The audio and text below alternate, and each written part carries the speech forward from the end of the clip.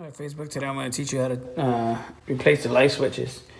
If you don't like these old school switches uh, and you want to upgrade, such as myself, to these type of switches, all you got to do is just follow me on the steps that I give you, and you'll be able to replace the switches. There's really nothing to it. All you got to do is just take off these screws right here.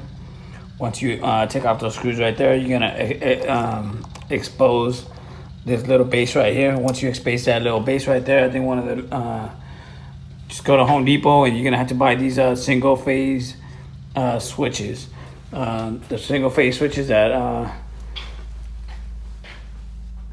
Lowe's sells are these right here. They come in a 5-pack. So all you have to do is buy the ones that you need and ensure that the ones that you buy, so such as this one right here, this is going to be the ground, which has got the exposed copper wire, and you got two switches right here on the left hand side. So as you can tell, 1, 2, and then the ground on this side. So you have 2 hot wires and then the ground. Lowe's is gonna have, so if you look at this one right here, this one's got 4.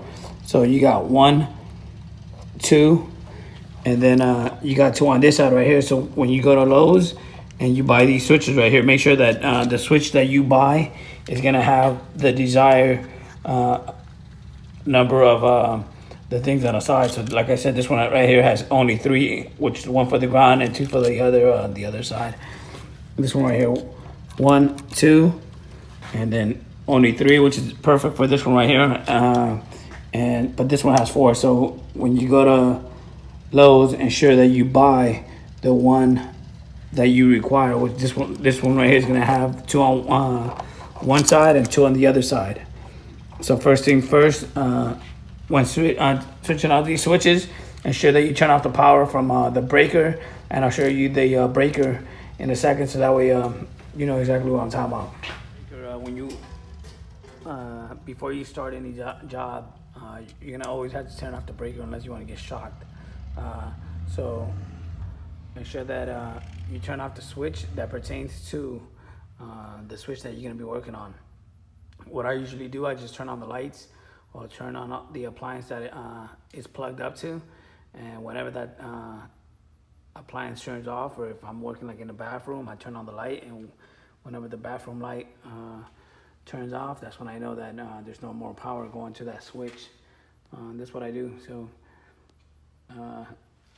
the switch that I'm replacing is the switch for the garage. So I turn on the garage lights, and I turn off the switch. When I turned off the switch, the lights turned off. So I already knew that switch that I turned off, there's no more light going to it. So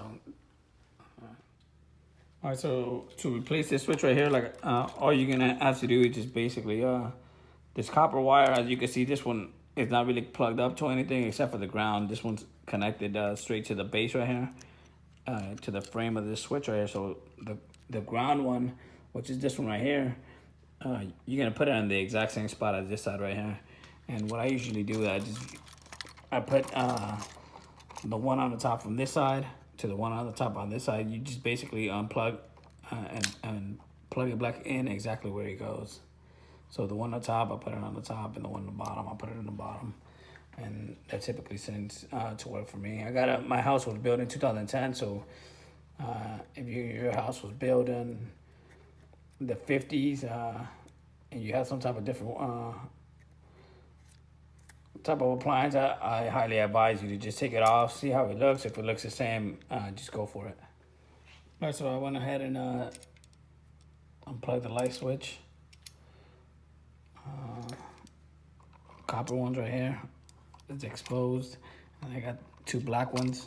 I'm gonna put them exactly where they are on the other switch. So all I'm gonna do, grab this one right here, put the copper one on the base one that I just told you about right there, and then the other 2 on this side. That's all there is to it.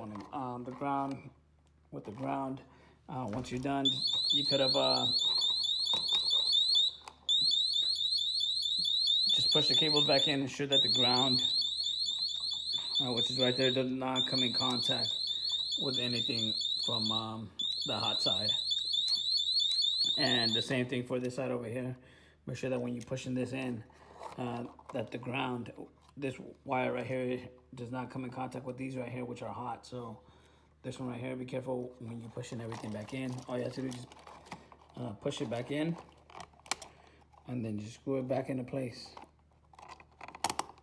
Male end to the female end. And just screw it in. That's what I gotta do. So unfortunately for me, I don't have the other the 4 one, or yeah, the one that has two nail connectors on both sides. So unfortunately for me, I'm gonna have to go back to Home Depot or Lowe's to get the other switch that looks like this. Once I put all the cables where they belong, then I would just put the base backward right there. Put the little screws back in there, and boom, you're in the game. That's it. That's all it takes. Switching out the light switches, do-it-yourself job. Will maybe run you $1.50 for this switch, $1.50 for this switch, and then $1.50 for the base right here. So it's really a $5 job, and then whatever gas money that you would spend on it. So 5, 10, count the switches in your house, and that's all the amount of money that you're gonna spend.